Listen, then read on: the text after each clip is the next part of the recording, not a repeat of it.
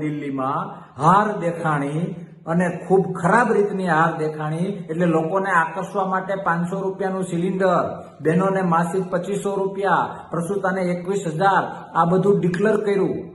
મારે એ કહેવું છે કે ત્યાં હારના ડરને લીધે, સત્તાના ભૂખને લીધે હારવું નક્કી જ છે, પણ પોતાની આબરૂ બચાવવા માટે આ બધું શરૂ કર્યું। તો ગુજરાતી લોકોએ શું બગાડ્યું તમારું?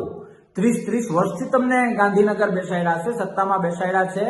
એક ગુજરાતીની માંગ છે, ગુજરાતીને તમે માનો એટલા મૂર્ખા નથી। બીજેપી માનસિક હાલત સુધારો, થોડાક માણસ બનો। બીજેપીને એ યાદ હોવું જોઈએ કે દિલ્હી અને બીજા રાજ્યોમાં જો તમે ડિક્લેરેશન કરી શકતા હોવ તો 30 વર્ષથી તમને ગાંધીનગર બેસાડનાર ગુજરાતીને પણ 500 રૂપિયામાં સિલિન્ડર જોઈએ, ગુજરાતી મહિલાઓને પણ માસિક 2500 રૂપિયા જોઈએ, ગુજરાતી પ્રસૂતા બહેનોને પણ 21,000 રૂપિયાનો લાભ જોઈએ।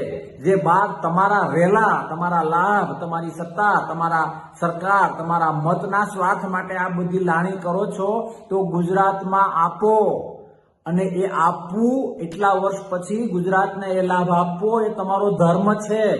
અને જો તમે તમારો ધર્મ નહીં નિભાવો તો તમે માનો એટલા ગુજરાતી મૂર્ખા નથી। ગુજરાતી પણ એનો ધર્મ નહીં નિભાવે અને તમને ઘર ભેગા થશે। બહાર તમને